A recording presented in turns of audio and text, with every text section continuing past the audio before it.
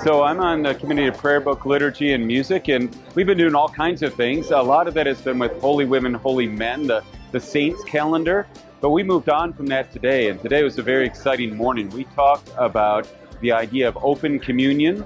We talked about confirmation. Could priests do confirmation? We talked about adding another promise to the baptismal covenant.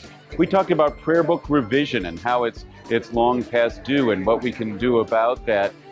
We talked about all kinds of things, including a name change ceremony. Imagine if you got married or you got adopted or you're transgendered and you changed your name and what that would mean.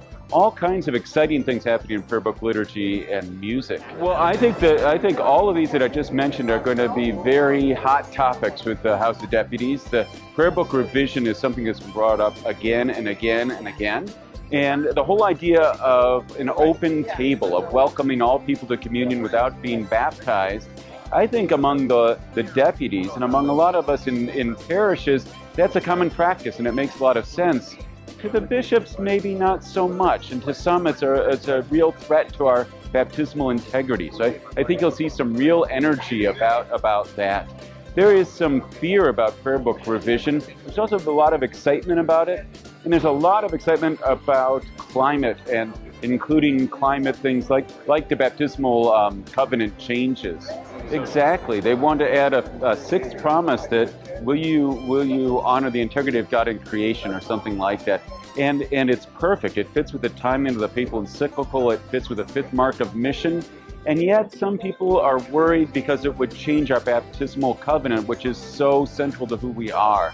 And they also would argue that the idea of creation is very clear in the creed, our God who created heavens and earth, etc. So they don't see a need for it. So you'll see some tension there.